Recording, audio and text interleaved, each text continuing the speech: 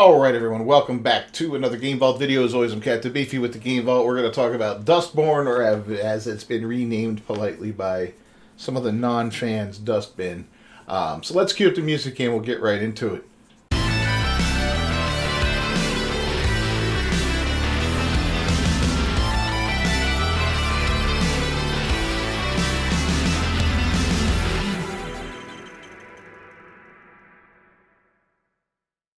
Alright, so Dustborn developer Red Thread Games claims a response to game has been drowned out by a tidal wave of hate and abuse.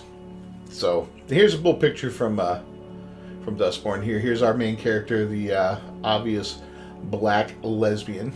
Here's our one of our other main characters, the vitiligo-ridden American Indian or whatever she is, the ambiguously gay Doctor Strange, and the non-binary, whatever the hell this is, who's probably her romantic interest from the little bit I've seen of this game. I haven't seen too much. That's their tour bus, and then, here's their sense of humor up to here. Do not feed vagrants or wild animals, and pull my finger, they wrote on there. Because this is all about words and how words are powerful and how you can trigger people and all this other crap. It's the most left-wing game of all time. It failed miserably upon launch. Turns out it's been financed by the EU and other parties, and it's an absolute crap show, and people are laughing about it. People are buying it and doing playthroughs and just to make fun of it. I actually considered doing that, and I'm like, you know what? As much as I would love to do that, I'm not giving this studio a damn dime. They can piss off if they think they're going to get any money out of me. Even though it wouldn't help them out, it's still, no, that's my money. I'd rather spend that $40 on something like, I don't know, toilet paper. At least I'll get a use out of that. So Red Thread Games, the developer for Dustborn, claimed the conversation around the game has been drowned out by a tidal wave of hate and abuse. In a post to the company's official account on X, it wrote, "Since we first announced Dustborn, we've read your comments and listened to your feedbacks, hopes, and wishes for the game. Over the past 4 years, our team has poured their hearts into telling a story that's deeply meaningful to us. A story about the power of words, about building a world where everyone can feel safe, about love, friendships, and robots, of course." They're trying to be funny there, I think. Anyway, the company continued, "We expected Dustborn to spark conversation and debate, and looked forward to engaging with our partners in a positive and constructive fashion. Unfortunately, that conversation has been drowned out by a tidal wave of hate and abuse." Aw, everybody take a moment. Let's all do it together. 3, 2, 1. Aw, we're so sorry things didn't go your way. Your little story about love and friendships and safe places and all this other garbage that you're preaching here. Yeah, the world don't work that way, okay? You put a piece of shit like this out into the universe and you expect the conversation to be about anything other than what a steaming pile of shit it is, well, you're dumb. Okay, and your expectation should have been totally different because, this is absolutely ridiculous. When this game was first, when I first came on my radar and I first heard about it, I had a little bit of respect for Red Thread for developing this game because they took a concept that obviously means something to them. I said, all right, well, it is what it is. They created brand new characters for it. They didn't take an existing IP and ruin it. They didn't take this kind of crap and inject it into an existing series or a new sequel or reimagining of something. They did something totally brand new. So there's still a certain amount of respect for that, although it diminishes as these people, this developer continues to communicate with stuff, and yeah, we'll get to that. So, but in the beginning, I had a little respect for them because of that. But now I'm like, you know what? You guys can just pound sand. You're a bunch of cry bullies. By cry bully, I mean cry bullies are those people on the internet, the Alyssa Mercantes, the people that go out there and will push for something, say some divisive things or hateful things or whatever, and then when the backlash hits them, they start to cry like they're being abused, and it's funny. It's a weird phenomenon. It's this weird victim mentality, and you see it all the time. And I don't know if it's a generational thing or an internet thing or whatever. I honestly don't know. I'm glad I'm on the last half of my life, to be honest with you, and things are winding down because I would hate to grow up in this world that we're in right now. It's as many cool things as there are out there. You're going to live your life with a total lack of privacy. You're going to live your life with constantly knowing what everybody thinks on social media, from your best friend to your family to Joe Schmo actor, politician, musician, game developer, whatever. And it's just this weird, I don't know, it's this weird world that we live in now. And it's kind of sad, and it's kind of messed up, and I just feel bad for people that are growing up in this. Anyway, it then declared, we welcome thoughtful feedback and respectful criticism. We embrace discussion and debate, but we have zero tolerance for hate speech, harassment, and threats of any kind. Those who engage in such behavior will be removed from our community. Your community. What? There's like 10 people in your community. You're going to remove somebody from there. Anyway, to everyone else, thank you for coming on this journey with us. Your support means everything, and your constructive feedback continues to push us to learn to evolve. Together, let's continue building a world where everyone can feel valued and empowered to share their stories, the company concluded. Yeah, sorry, nobody really cares about your stories. Nobody cares about your values. Nobody wants to empower you, Red Thread. You're a garbage company. You got paid by a government to put out a propaganda-like game that flopped so hard. I mean, this thing just took a crap right out of the gate. It never topped 100 consecutive players on Steam. That's bad. This isn't some game that some dude in his basement put together on his Commodore 64 and then released, all on his own, a little passion project for a single person. This is an actual company that got funding from governments. This thing got, pushed by PlayStation and all that, Sony, at 100 consecutive players. So that right there defines the modern audience, okay? And again, you companies, you keep wanting to pander to this modern audience. Here is a game that was made by members of the modern audience, that was designed by them, that is a safe place for them, and it probably fulfills all their power fantasies. Words have power. I'm gonna trigger you and cancel you, yeah, because you're a fascist. Yeah, go suck my ass. Come on, guys, for real. This is what you guys think is a cool game. This is what you think great mechanics are. This is your power fantasy. You're pathetic. Oh my God, this is such a pathetic take on things. I hope this studio is eviscerated, and the members that work for it, they're cast out to the four winds, never to work in gaming again, because garbage people, garbage game, garbage studio. I take back all support and respect I had for them, because they're a bunch of freaking weenies. Of note, the company turned off replies, of course, and did not provide any evidence of hate speech, harassment, and threats. Now, I always agree with that. No hate, hate speech I don't give a shit about. Hate speech is hate speech. You can hate on things all you want. People hate on us all the time. Us white guys, us straight white guys, they hate on us, so they can say all the hateful things we want. Say all the hateful things you want. I really don't care about that.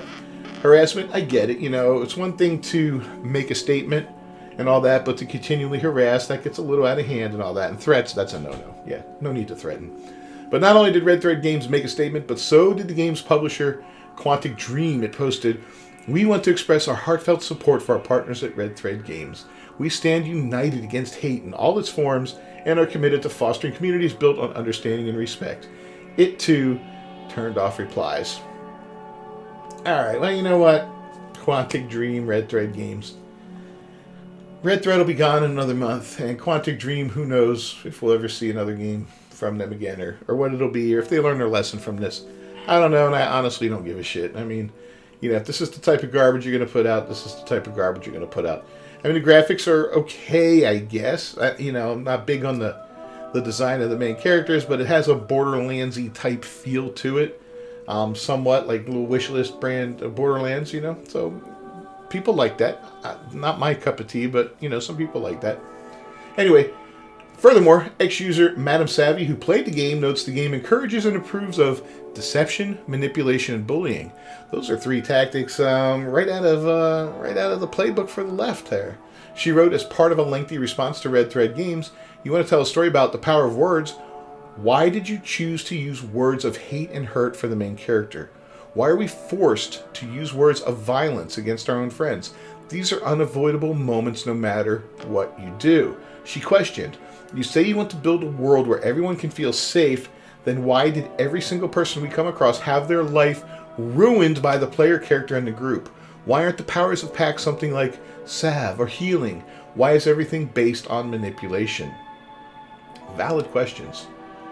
Very valid questions, and I'm sure we'll never get an answer for that, because they won't They won't answer stuff like that. They don't care. Madame Savvy continued. Where was the love when we bullied Fred and lied about her? Pax's mother grows opium for a cult that's never mentioned again. Is that love? Why would she put her own people in danger by growing opium of all things? That is kind of weird. It's a highly addictive drug. It can be used to keep people compliant. I'm sure you understand what I'm insinuating. Okay. She then reiterated, it is friendship when we are forced to manipulate our friends. Is it friendship when we are forced to manipulate our friends to bully Theo? Why can't we prank Sai when she prays, but we can prank Theo who has done nothing wrong? For you to write what you did, you must like modern SpongeBob Squidward torture episodes where he doesn't do anything to deserve it. Whew. Anyway, we have another statement here. You haven't engaged with anyone, though. In fact, your own dev threw hate at the concept of crowdfunding, despite you lot being funded with taxpayer dollars from several sources. One is a choice, the other is not. I support every single person's right to create freedom, but blah, blah, blah. We're going to link this article down below. In a previous posting responding to Kotaku's review of the game, Savvy shared more about the game and its encouragement of bullying, deception, and manipulation. Now, this is interesting because this is all right out of the leftist playbook there. You know, deception, the big lie, lying about something over and over again until it becomes the truth, projection, all this kind of crap. Anyway, she says, I'm not too sure how people with powers who admit to being con artists could be oppressed or people with money. Gnome is rich and Pax openly manipulates people to avoid situations. You are forced into triggering your friends and none of your actions cause any consequences as they'll always reassure you that you did the right thing. So these people kind of live in an echo chamber in this game, I guess. It's kind of like being on Twitter or X and, back in the day when it was Twitter and somebody making some horrible statement about a normal person, like attacking J.K. Rowling. Let's take this one, for instance, right? This is a hot topic. People still attack J.K. Rowling because she rightfully believes that men and women are different and that men cannot be women. And I fully support her on that, right? But the hate she gets because of that, and then the echo chamber around her is like, yeah, that's right. You show her. Screw Harry Potter, screw Hogwarts Legacy. We're not playing it. So, these are the things. This is what I'm talking about here. She continued, interestingly enough, justice is never actually shown to do anything wrong. When you visit your own mother, she's running a cult in the woods, and like any cult who needs to make money, they grow illegal drugs, opium to be exact. It's also interesting how we are forced to bully and lie about Fred, the barefoot ginger queen, who just wants us to leave. If the mother is so caring and good, why would she put her people in harm's way by growing opium? Fred is left to be reprogrammed, and we never hear back from her. I hope she found some shoes. The review also fails to mention much about the memes and disinformation, or rather the fact that the player character is the source of disinformation. It also fails to mention that we are forced into bullying our friend Theo, who is a good Catholic Mexican, while he is having a minor crisis of belief. She shared, on the other hand, you aren't allowed to mess with or bully the sex-obsessed overweight Sai, the artist named after Paint Tool Sai, when she engages in Muslim prayer. Is that the one with Fidelago? I guess, maybe? But anyway, she also says here, I'm surprised you didn't touch on the pro-life aspects of the game, 4 months pregnant, and something you don't learn until 8 hours into the game. Yeah, when a pregnancy is finally acknowledged, suddenly everyone knows. I mean, it's just absolutely a dumpster fire, this game, from what it sounds like. But, she questions the game's hypocrisy. The ending of the game says words were not the weapon, but it was empathy all along. Okay. Words were not the weapon, but that's the whole point of the game. That's the whole mechanic of the game from what I've seen of the gameplay is you choose to trigger people or whatever. Like I saw the one scene in a trailer, it looks like you got a peacekeeper, a cop, whatever he was, a military unit, run over by a truck because you triggered him and made him step away from the vehicle. So you got him killed. I saw another one where there was 2, again, peacekeepers, whatever they were, looked like they were in a diner or whatever, male and female, and then our main character, who I assume is Pax, or should be Pox from the sound of things, but anyway, that she says something that triggers the female into fighting with the male officer because he comes across as misogynistic because of what she says, by manipulating the conversation and triggering the female. A very interesting concept. I still kind of want to play this, and if it ever goes free to play, I am definitely going to play this, and I'm going to make some videos on it, and I'm going to just shred it as we go. But I refuse to give $1 to this company. They can suck off. Yeah, that's not going to happen. Anyway, in another Poshy question, blah, blah, blah. Madam Savvy asks, could you please tell me how is empathy to selfishly force Theo, who had done nothing to deserve our mistreatment of him, to do something he didn't want to do? I tried to avoid this completely, but I could not. The game even made me learn how to bully in order to proceed. I'm wondering if that's a mechanic in there, much like Trigger. I bet you it is. Could you please tell me how it was empathy to take out a lone man in a trailer park who just cared about his tomatoes, speaking about how the government was doing mass surveillance? How is that even disinformation? I mean, this game feels like a psyop. You know, it's kind of like that game we talked about a few days ago. Go back and watch that video about the government, you know, controlling the minds of kids through video games. It's absolutely ridiculous. And I would not put it past the government in any way, shape, or form to be trying to get into this whole market to manipulate people's brains and minds and all that, especially kids. So she says here, Dear Red Thread Games, I completed your game. I've gotten both 1 and 0% panels at 2 different points, but I have a question for you. Oh yeah, there we go, talking about how words were the weapon and all that. Jeez. Anyway, furthermore, the fact that there's even any conversation about this game is quite surprising, given the game only hit a peak of concurrent player count of 83 when it launched over a week ago. It hasn't topped that since then, and right now I believe it's in the low 20s, if not less. But what do you make of Red Thread Games' accusations on this? And yeah, let's go take a look and see where this game stands right now, because I'm kind of curious about that. Should be interesting to see just where it stands. Let's see, Dustborn. There we go. And we'll go here to the charts, and right now we've got 30 players, 48 in the last 24 hours, and we're still sitting at that 83 from 10 days ago. Yeah, look at it's just been a steady downward spiral. A little boost up here on what, the 25th, 24th, and 25th, which is a weekend. Back down, and here we are on a weekend again, and yeah, it's just going to go into, we're going to see it in the 20s and teens, and it'll be gone completely soon. So, what do you think about the developer saying this kind of stuff, and about the game in general? I mean, do you think this is kind of like a government psyop that we're talking about here? It's kind of weird, right? Kind of weird. I don't know, man. Something doesn't sit right with me here. I don't like mind manipulation. I hate governments. I hate big corporations. I hate organized religion. I hate everything from your local, what do you call it? Neighborhood watch. What are they called? You know, the guys that sit around and tell you how tall your grass is supposed to be. HOAs. I can't stand any of these people, because anytime you get these groups of people together and organized, they corrupt. You know, they become corrupt, and it only gets worse and worse the larger and larger it gets. And now you got the government, you know, dipping its fingers in the gaming industry, and this probably isn't the only time they're doing it. I'm sure it's out there even more. You look at some of this stuff that's going on out there, and it makes you wonder, doesn't it? Anyway, let me know your thoughts down below. Don't forget to subscribe to the channel, ring that bell for notifications. I'll see you next time. Until then, peace.